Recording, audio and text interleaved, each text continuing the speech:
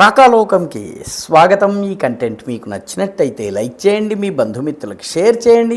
ఇప్పటి వరకు సబ్స్క్రైబ్ చేసుకోకపోతే సబ్స్క్రైబ్ బటన్ని నొక్కండి. అదేవిధంగా బెల్ ఐకాన్ని కూడా తప్పనిసరిగా నొక్కండి. జై హింద్ మిత్రులారా. ఆ విద్యా సంస్థ అంటే జమ్మూ కాశ్మీర్లో పెద్ద పెద్ద ఐఏఎస్ ఆఫీసర్లు, పెద్ద పెద్ద కశ్మీర్ క్యాడర్కి చెందినటువంటి అధికారులు, అధికార యంత్రాంగము, విద్యాశాఖ మంత్రులు, రాజకీయ నాయకులు, ఎమ్మెల్యేలు చాలా గౌరవంగా మాట్లాడతారు. దాని కార్యక్రమాలకు హాజరు కావడానికి రాజకీయ నాయకులు పోటాపోటీగా వెళ్తూ ఉంటారు. ఆ సంస్థ పేరు దారుల్ ఉలూమ్ జమియా సిరాజుల్ ఉలూమ్. ఇదొక మత విద్యను బోధించే సంస్థ, మద్రసా. ఇది దారుల్ ఉలూమ్ జమియా సిరాజుల్ ఉలూమ్ అంటే ఇదొక మద్రసా. ఇది దక్షిణ కశ్మీర్లో ఉగ్రవాదానికి కేంద్రంగా ఉన్నటువంటి షోపియాలో పెద్ద పెద్ద ఉద్యమాలు నడుస్తున్నటువంటి కాలంలో, రాళ్ళు విసిరే యుగంలోనూ జమ్మూ కాశ్మీర్ అంతా బంద్ పాటించినప్పుడు కూడా ఈ సిరాజుల్ ఉలూమ్ ఆగలేదు. దాని కార్యకలాపాలు కొనసాగాయి.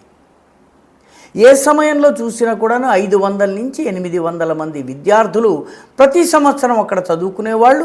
ఇటు ఆధునిక విద్యని నేర్పించి ఇంగ్లీషు నేర్పించటము, సైన్స్, మ్యాథమెటిక్స్ నేర్పించడం, దాంతోపాటు మతబోధన కూడా చేయటము.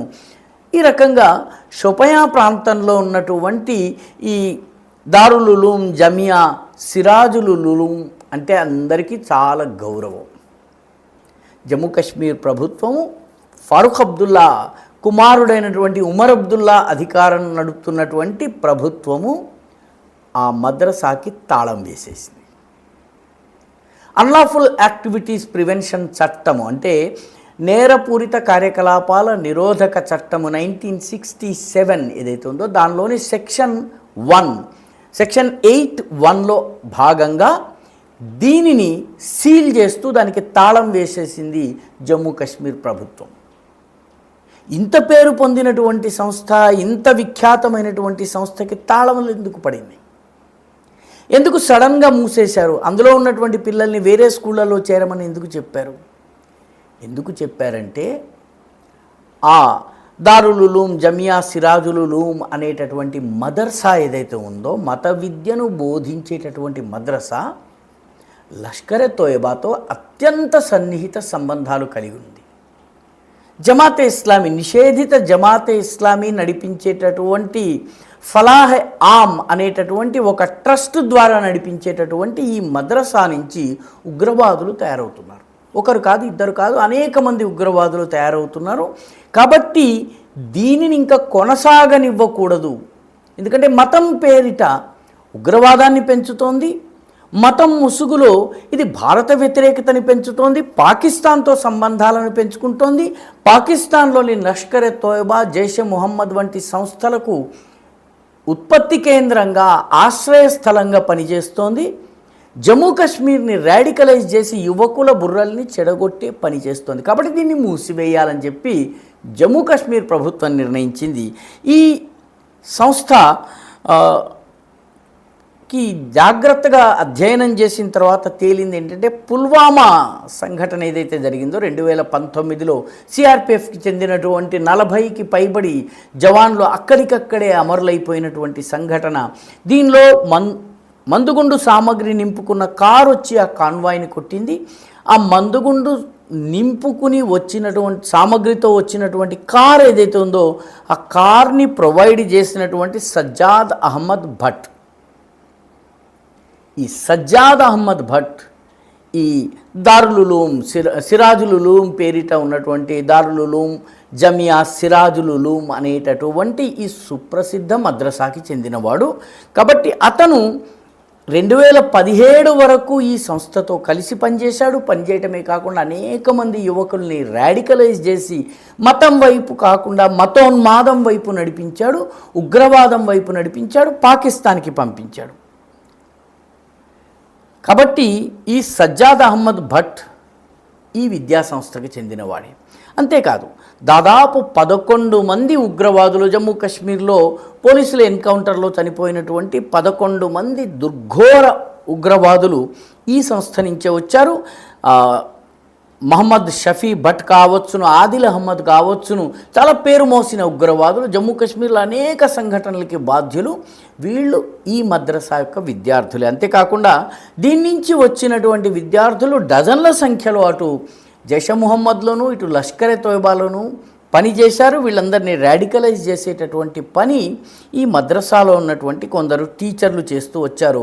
అలాంటి ఒక టీచర్ని అరెస్ట్ కూడా చేశారు. అతని పేరు షౌకత్ అహ్మద్ షేక్. ఈ షౌకత్ అహ్మద్ షేక్ అనేక మంది విద్యార్థుల్ని లష్కర్ ఎ తోయిబా ట్రైనింగులకి పంపించటము, వాళ్ళు పాకిస్తాన్కి వెళ్ళి మళ్ళీ వచ్చి ఉగ్రవాదాన్ని పాల్పడటం. ఆర్టికల్ 370 పోయిన తర్వాత జమాతే ఇస్లామీని నిషేధించిన తరువాత కూడా ఫలాహే ఆమ్ ట్రస్ట్ పేరిట ఈ మద్రసా కొనసాగుతూ వచ్చింది. ఈ మద్రసా మీద చెయ్యి వేయడానికి జమ్మూ కాశ్మీర్లో ఎవరు సాహసించలేదు. చిట్ట చివరికి జమ్మూ కాశ్మీర్ ప్రభుత్వం ఎన్ఐఏ దర్యాప్తులో ఈ సంస్థ నుంచి ఉగ్రవాదులు తయారవుతున్నారు, లష్కర్కి జైష్ ముహమ్మద్కి రిక్రూట్మెంట్ ఇక్కడి నుంచి జరుగుతోంది. దాదాపు ఇందాక మనం చెప్పుకున్నటువంటి షౌకత్ అహ్మద్ షేక్ అయితే స్వయంగా 20 మంది విద్యార్థుల్ని లష్కర్ ఎ తోయిబాలో రిక్రూట్ చేయించి పంపాడు. ఈ వివరాలన్నీ రావడము, పుల్వామా దాడికి దీనికి సంబంధం ఉండడం, దీనిని మూసివేసి దీనికి సీల్ వేసేయాలని చెప్పి జమ్మూ కాశ్మీర్ ప్రభుత్వం నిర్ణయించుకుంది. దీని నుంచి తయారైనటువంటి అనేక మంది ఓవర్ గ్రౌండ్ వర్కర్స్గా పనిచేస్తున్నారు. స్కూల్లో టీచర్గా, లేకపోతే ఆఫీస్లో ఇంజనీర్గా, ఇరిగేషన్ డిపార్ట్మెంట్లో క్లర్క్గా, లేకపోతే పంచాయతీ డిపార్ట్మెంట్లో సూపరింటెండెంట్గా ఈ రకంగా పనిచేస్తూ మామూలు ఉద్యోగాలు చేసుకుంటూ ఉగ్రవాదుల్ని పెంచి పోషించి వాళ్ళకి ఆశ్రయాన్ని కల్పించి సాధనాల్ని అస్త్రశస్త్రాల్ని అందించి సాధనాల్ని వనరుల్ని సమకూర్చేటటువంటి వ్యక్తులుగా OGWSగా పనిచేస్తున్నారు. కాబట్టి జమాతే ఇస్లామీని నిషేధించారు, ఫలాహే ఆమ్ని కూడా నిషేధించారు. గత సంవత్సరము 100కు పైబడి జమాత్ స్కూల్ అని ప్రభుత్వం టేక్ ఓవర్ చేసింది. మొత్తం అక్కడ ఉన్నటువంటి మతోన్మాద టీచర్ల వ్యవస్థని మొత్తం తొలగించింది. ఈ సంవత్సరం కూడా మరొక 58 స్కూళ్ళని టేక్ ఓవర్ చేసింది. మొత్తం స్టాఫ్ని రీవ్యాంప్ చేసి రీస్ట్రక్చర్ చేసి వాటిలో ఆధునిక విద్య నేర్పించే ఏర్పాటు చేస్తోంది. ఇప్పుడు ఈ దారుల్ ఉలూమ్, జమియా, సిరాజుల్ ఉలూమ్ని కూడా తాళం వేసేసింది. ఆ విద్యార్థుల్ని ప్రభుత్వ స్కూళ్ళలో చేరడానికి పంపించడం జరిగింది. జమ్మూ కాశ్మీర్లో ఉగ్రవాదాన్ని వేళ్ళూనుకోవడంలో ఇటువంటి సంస్థలు, పైకి గౌరవప్రదంగా కనిపించే సంస్థలు చాలా కీలక పాత్ర వహించాయి. జమాతే ఇస్లామీ జమ్మూ కాశ్మీర్ వీటిని నడిపింది. చాలామందికి తెలియని విషయం ఏంటంటే జమాతే ఇస్లామీ పాకిస్తాన్లో ఉంది, బంగ్లాదేశ్లో ఉంది, భారత్లో ఉంది. పాకిస్తాన్లో ఉన్నదాన్ని జమాతే ఇస్లామీ పాకిస్తాన్ అంటారు, బంగ్లాదేశ్లో ఉన్నది జమాతే ఇస్లామీ బంగ్లాదేశ్ అంటారు. భారతదేశంలో ఉండేది జమాతే ఇస్లామీ హింద్ అని అంటారు, జమాతే ఇస్లామీ హింద్ అంటారు. అయితే జమాతే ఇస్లామీ హింద్కి సంబంధించిన జమ్మూ కాశ్మీర్ శాఖకి మిగతా దేశంలో ఉన్నటువంటి జమాతే ఇస్లామీకి సంబంధం లేదు అని చెప్తారు. దాన్ని జమాతే ఇస్లామీ జమ్మూ కాశ్మీర్ అంటారంటే జమాతే ఇస్లామీ హింద్ జమ్మూ కాశ్మీర్ని వేరే దేశంగానో వేరే ప్రాంతంగానో భారత్తో సంబంధం లేని దానిగానో దశాబ్దాల కిందే గుర్తించింది. అలాంటి సంస్థ నడిపేటటువంటి మద్రసాను చాలా గౌరవప్రదంగా నిన్న మొన్నటి దాకా గుర్తించారు. ఇప్పుడు దానికి ఇన్నాళ్లకి ఎట్టకేలకు చిట్ట చివరికి తాళాలు పడ్డాయి, సీలు వేసి మూసేశారు. ఈ వీడియో మీకు నచ్చినట్టయితే లైక్ చేయండి, షేర్ చేయండి, ఈ ఛానల్కు సబ్స్క్రైబ్ చేయండి. మీ అభిప్రాయాన్ని కమెంట్ల రూపంలో తప్పనిసరిగా పంపించండి.